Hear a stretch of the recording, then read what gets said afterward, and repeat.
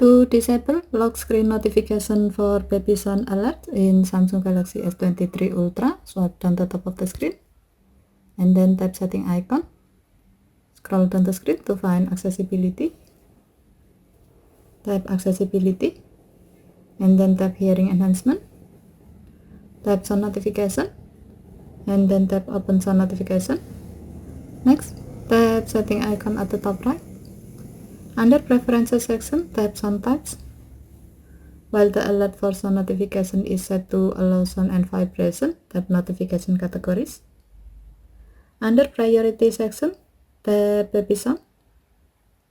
While the alert for baby sound is set to alert, tap lock screen and then select don't show notification. By choosing this option, when sound notification is on and it detects baby sound near you, your phone will not show the notification on your lock screen. Okay, thank you for watching. Have a nice day.